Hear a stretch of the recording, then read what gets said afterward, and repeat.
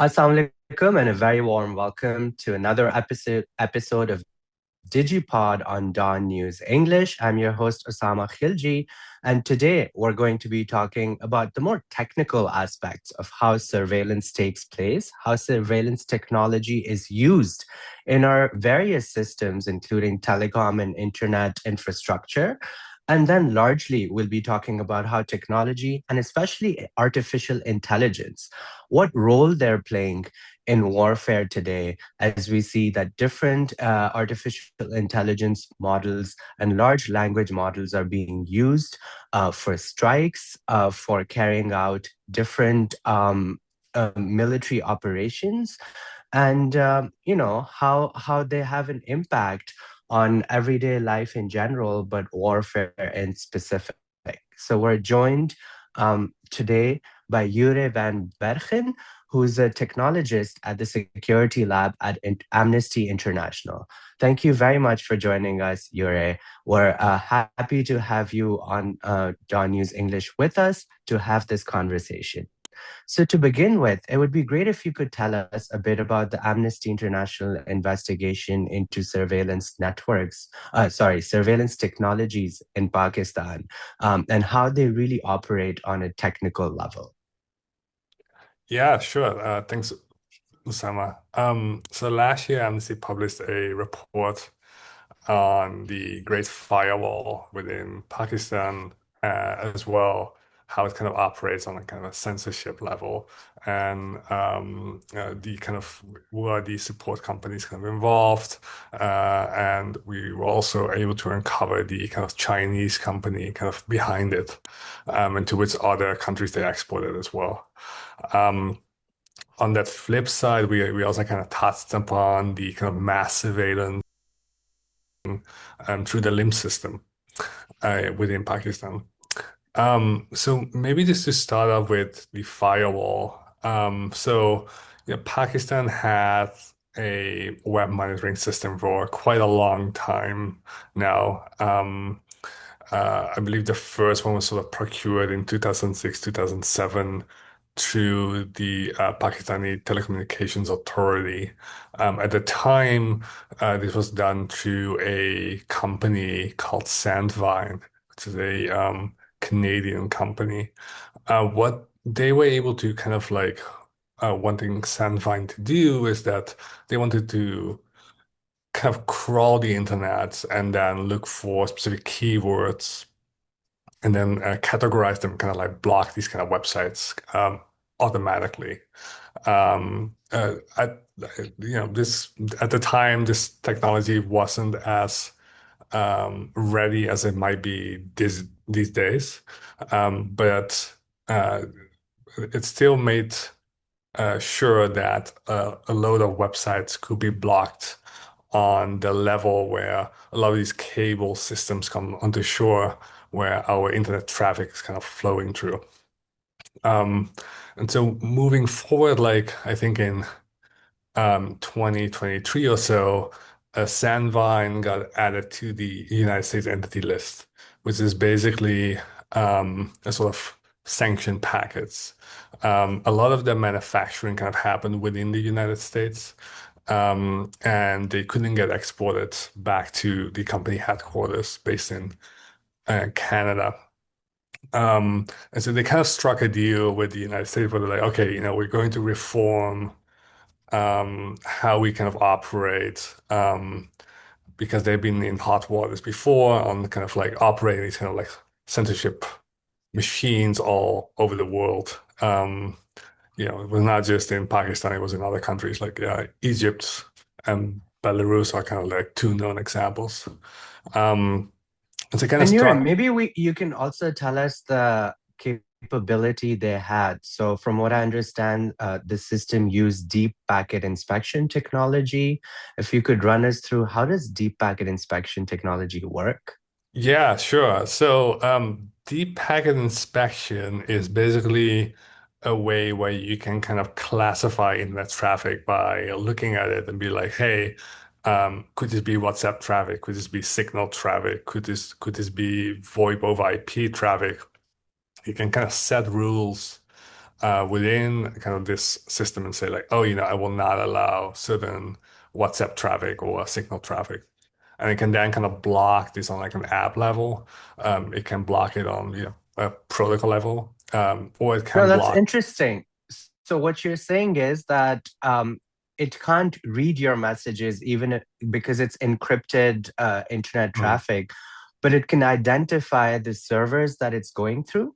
Yeah, so it's not able to decrypt messages exactly. So it's not able to say, to look into, what are you saying on WhatsApp or what you might be saying on Signal.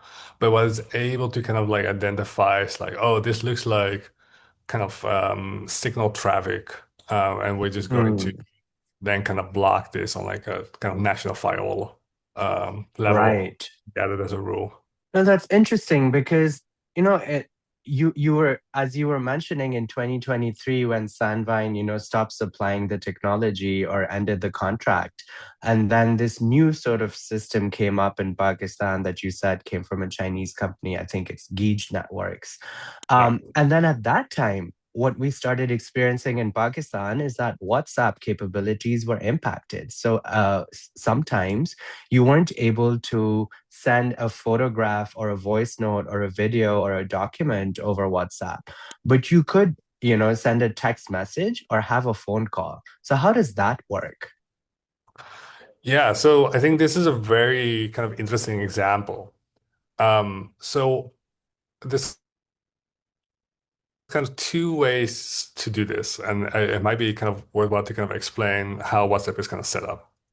So WhatsApp, big messaging service, has a lot of functionality kind of built in, text messages, you can send attachments, you can have really large groups. Um, but when you send a message, just like a normal text message to a friend of yours on WhatsApp, it gets sent to WhatsApp server A, whereas an attachment might get sent to a different server from WhatsApp that is sort of maybe like a subdomain. So maybe like, attachment.whatsapp.com, and text messages might just go to like textmessages.whatsapp.com. Um, for that kind of functionality to block, you don't necessarily need to enable this kind of like deep packet inspection. You can just like block that specific subdomain from working. And that's probably what they did without having to rely on deep packet inspection. It's just to block that specific subdomain from having, not complete functionality within the country where they would only allow text messaging. Right. And you also mentioned that the Amnesty report looked at LIMS, which is a legal interception management service, if I'm not wrong. But how does LIMS work, and what surveillance is that able to do in the Pakistani context? Yeah, so LIMS is a system that was created at a time by a company called Utimaco. Um, that actually kind of so that uses so it's kind of twofold. So one is Utimaco, they make this software to kind of like make these wiretaps possible. Um, so you can then, as like a police person or like an ISI person, you can put in a phone number.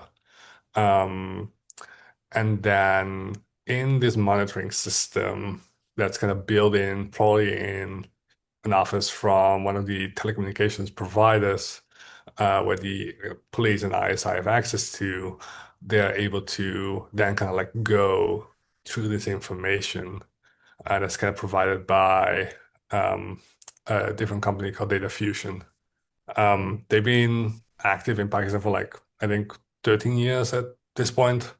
Um, and yeah, so they put in this phone number and they can from that moment onwards wiretap.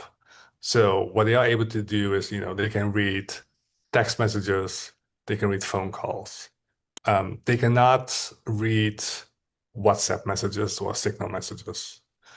These remain encrypted. Those keys to decrypt them only live on on your own mobile phone, so they will not have access to that. Um, but they will have access to things like, which last cell phone tower did your phone ping? So they can maybe do triangulation of a rough location where you might be at that point. Um, it might also be the case that they look through, who are all these people that you're calling and have access to. Maybe they make some kind of social graph out of this. Who do you interact most with?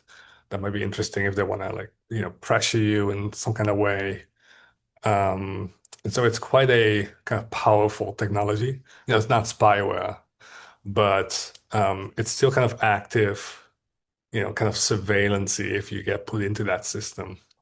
And kind of what we found is by reviewing a lot of the legal cases, in this case, the Bushra Bibi case, the judge said, I've never ever signed a warrant for any surveillance of happening.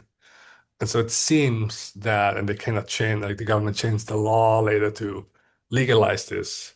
And for the past, like more than a decade or so, there has been surveillance on we don't know how many people. Um, but we've seen licenses able to wiretap, hundreds of thousands of people, probably, I think we made the calculation, we came to around 2 million plus people at the same time. They could be put under surveillance. And, it's an extraordinary amount of people that are put under surveillance. Yeah, and Jurre, What what you're happens with this describing information, is right? yeah, yeah, and what you're describing is like mass scale surveillance, right? And what the report also looks at is how so many different companies are involved in supplying different hardware and software to Mm. governments, which then form the entire surveillance apparatus and censorship apparatus in a country. Um, what is the level of impunity that these companies enjoy? And have there been any attempts worldwide to hold companies accountable? You spoke about the sanctions list that Sandviten was put under. Are there other examples that we can look at in which companies are actually held accountable for, exporting and selling technology that clearly violates human rights? This is a very good question, and it's something that we've kind of like have been fighting towards at Amnesty. So we mainly look at like, how the spyware facts, human rights defenders, and civil society. Um, and it's been really hard for victims to get any form of redress, or compensation, or even acknowledgement that they have been compromised or hacked. They don't know what information is taken, what information has been surveilled. Um, and there's been, little dots of light. Certain spyware companies have been added to the US entity list or have been sanctioned. Um, a good example has been Intellexa, which is a kind of spyware company that creates spyware. It's been sold to a variety of countries. Kind of next to that, we discovered an Intellexa case in Pakistan for the first time late last year, targeting a human rights defender in Balochistan. Um, and for the first time, there's been a court case where the founders and executives of the Intellecsa company have been convicted in a court in Greece as of like, I think 2 weeks ago, for a total of like, I think like 126 years, which has each been shortened to like the maximum of like 8 years in prison. It's been suspended while there's an appeal, but I think it's the first time where we um, see a kind of accountability for these kind of companies. Yeah, and that brings me to companies that have gone in the business of defense and war. The Anthropic and Pentagon, disagreement over terms of a license or a contract made news and headlines, and OpenAI then took that contract. But what we're also seeing in the news right now is that Claude by Anthropic is still being used by the U.S. military to target, different different targets in Iran. How does that really work? How does artificial intelligence enable warfare or help war or targets by, military equipment? So I think it's a very good question. I think it's still kind of an open question how Anthropic is exactly being used by like the US government, in this case, I guess the Department of War. From I think some public reporting has been happening, it seems that Palantir might have included some kind of Anthropic model. Um, and I guess like any modern um, organization these days, that we all sit on a lot of data, the military as well. So, probably what's been happening is that if you would have to eat manually, um, like let's say you are the US government, you want to, you know, bombard something, you have a specific location. You don't know exactly if these people are there. So I guess what you'll do is that you have all these kind of like different kinds of information. It might be satellite data, it might be a drone that's collecting intelligence, it might be some kind of video feed. Maybe they have been hacking and have access to a telecommunications provider and have access to the uh, data on who's active on with cell tower. I guess that model is able to then collect all this information and then sort of fusion it, and you can kind of ask them, like, I guess what you would do at ChatGPT is like, I have this like Excel sheet of information, make it make sense for me, and Mm, targets, right? Because it's quite good, these models at like using all this like sort of unstructured and structured data and then come up with some kind of like solution for this. Um, I think the problem is that a lot of these models, they are not very intelligent. Um, so even though we call it artificial intelligence, um, it's kind of brute forcing a lot of this kind of stuff, and it might look intelligent, but it's kind of fooling you into thinking that. Um, and mm, so a lot of this information should always be verified before you use this. I think there's been countless examples of lawyers using this, and then finding out in court that these court cases that ChatGPT came up with, it's yeah, not they make true. them up. They Yeah, make them yeah. up. I think, what this thing probably as well happened with the school that was bombarded is that it might have been an hallucination. Someone did not review this for happening, and a massacre happened. So I clearly there's a huge margin of error.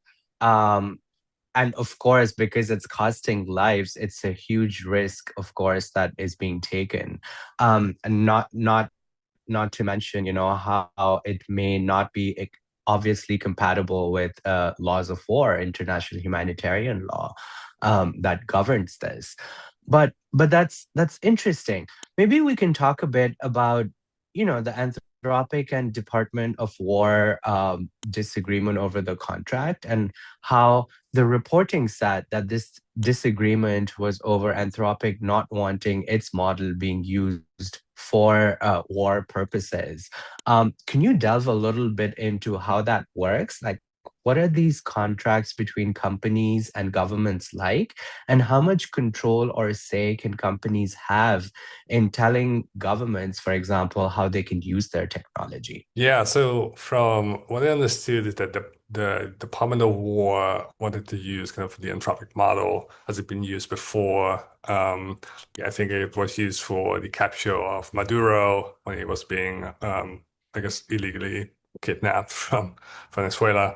And I think the latest kind of request from the US government was we want a model that doesn't have any of the guardrails. We can ask it all kinds of what might probably be illegal kind of questions. Um, and so Anthropic said, no, we don't want to be, kind of involved with it being used by um, uh, illegal surveillance of Americans, and then B, it being used by autonomous weapons, where a model decides who it, wants to shoot down, basically without any kind of human oversight. And I guess like we just kind of talked about, that seems like a really bad idea. Um, as models are not good enough for these kind of things. So Anthropic said, we don't want to be kind of associated with that. We don't want to do that. You can use a model, but we're not going to kind of like um, remove any kind of like safety that we have built into the model. And the government kind of said, like, if you don't do this for us, we'll blacklist you as like a company from doing, I think, being able to do business with the US government, I think in general. Um, and so it seems that, other AI companies have kind of said, that seems like a bad idea. That seems like a slippery slope. Don't put Anthropic on that list.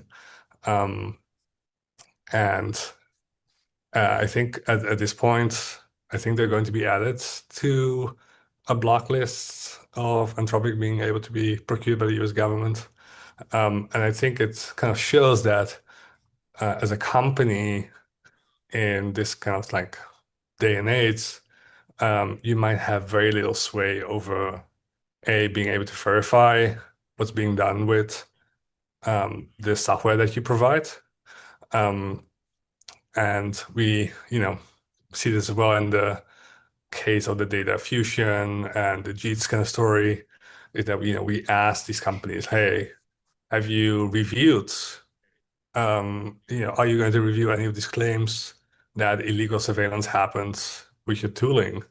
And we just don't get a reply from these companies, as if they either like, hey, you know, they don't care.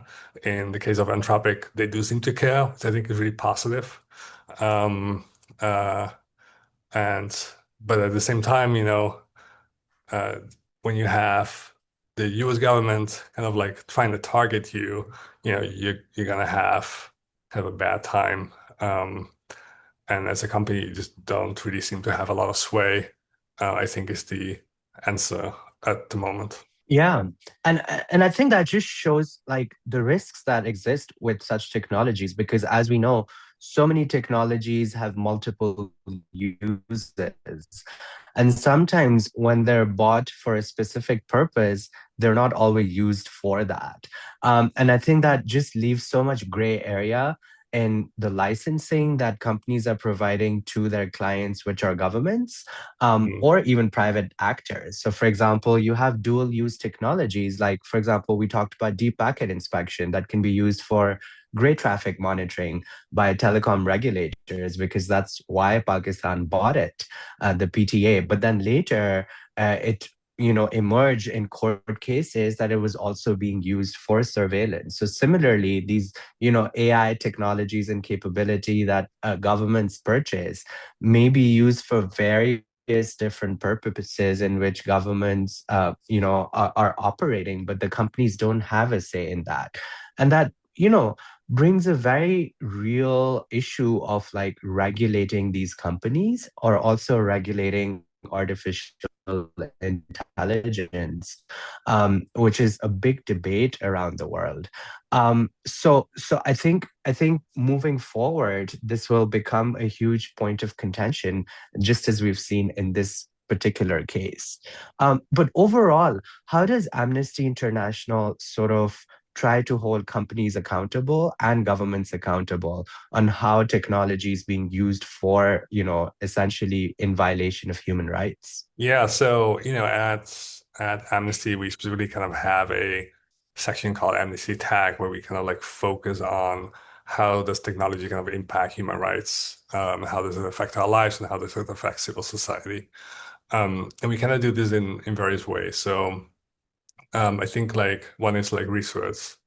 And so we try and understand how do certain technologies kind of affect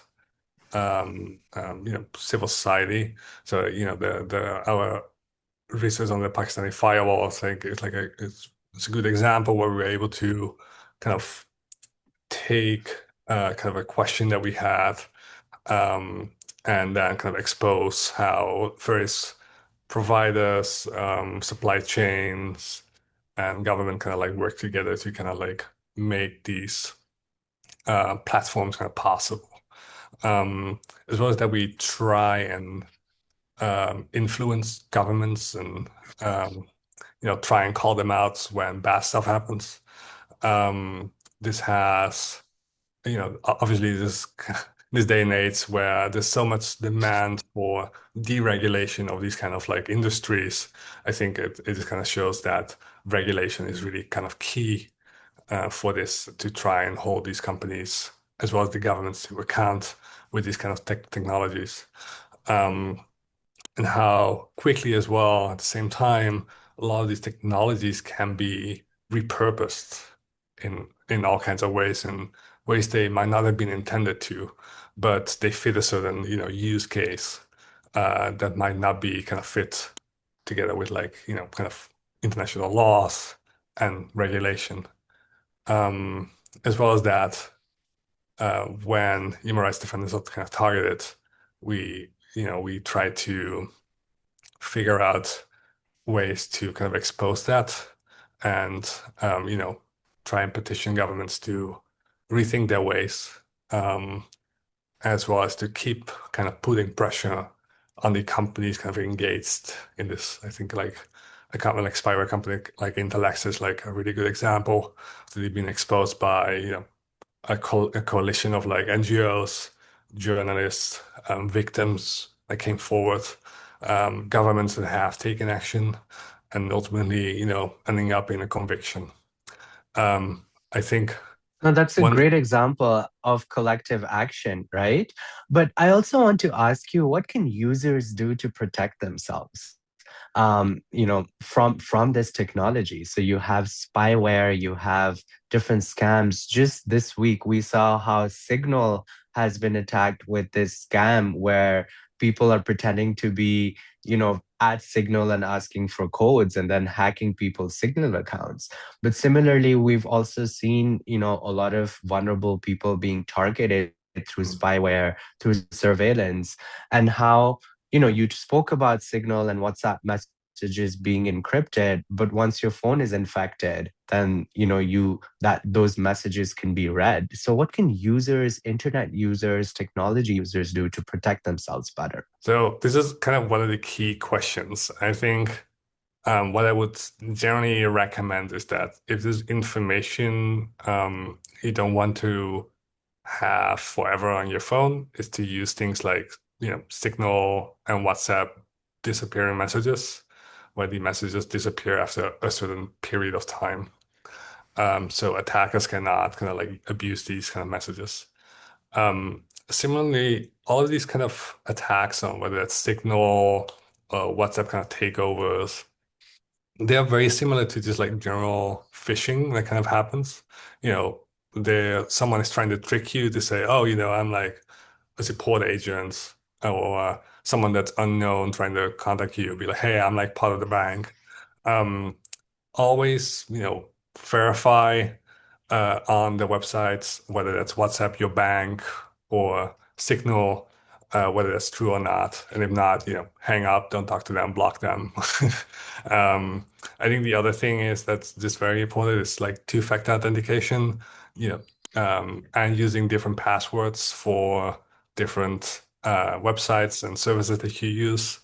Um, there's great ways like password managers. Some of these are like built in as well these days to both Apple and Google and Microsoft kind of delivering these kind of services out of the box these days. This way, you don't have to remember like 300 passwords.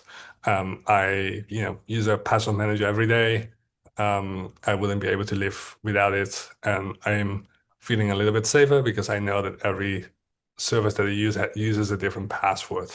So if one service gets Hmm. compromised, I have to change, my password on like 300 websites. Absolutely. And lastly, when we look at moving forward, like in the international arena, in this day and age, we're seeing how technology, as we discussed, has become weaponized in so many different ways. So we have spyware, we have surveillance tech, and then we have all of this technology being used in warfare today. So at the end of the day, what would be your top three recommendations to governments who are, for example, working on laws or online regulations? How can they ensure that they can uh, protect their citizens, hold companies accountable, but also protect fundamental rights at the same time? Yes, that's a very good question. I think my top three will be, um, when it comes to spyware, um, uh, I think the problem has been, I think, over the last 20 years, for example, is that these have not been, you don't know often what kind of information been taken. You don't know, um, there's also no when, like, let's say, you get compromised, a judge signed off on it, but it's still kind of an illegal warrant. It might have been other signed or something like this because the judge was pressured. Um, there's no form of redress for a lot of these victims. I think building in, when these spyware deals can happen, have a form of redress possible for victims. Mm, Um, and having kind of independent oversight of what these tools are capable of, and make it so that these are most rights respecting as possible. It's the same for kind of mass surveillance, in mm, terms of limb. Um, when we know where mass surveillance kind of happens illegally for over probably a decade, um, notify the victims if they are no longer part of an investigation, and make redress and compensation possible, as well as like what has been eavesdropped upon, and make this available for these victims. Um, and when it comes to AI, I think, a lot of possibilities there to have a rights respecting AI, where, just even how these models are trained by respecting mm, copyright, not making these models being used on, for example, like autonomous weapons without any possible human oversight. These things should be, I think, outlawed, um, and mm. to make, as rights and human rights respecting possible as possible. Well, thank you so much for joining us, Jurre, and for sharing your expertise with us. I'm sure our audiences have benefited a lot from all the information that you've shared. But to sum up, it's essential that for technology to move forward, there has to be a transparency both from governments and companies on what technology they're selling or purchasing and how exactly that works. It's also very important for there to be safeguards within those contracts, and licensing terms that outline how that technology will be used. The safeguards within technology, like AI models, for example, is also very, very essential. Where we've seen examples of how different AI technologies have been misused on social media, and in other areas like Grok undressing people, for example. So those safeguards have to be there within the models of these artificial intelligence companies for it to respect rights. And very importantly, following due process when governments use technology for surveillance is very, very essential, other than protecting fundamental rights of privacy and freedom of expression. So thank you very much for joining us, and we'll be back with another episode of DigiPod on DawnNews English. This is your host, Usama Khilji, signing off.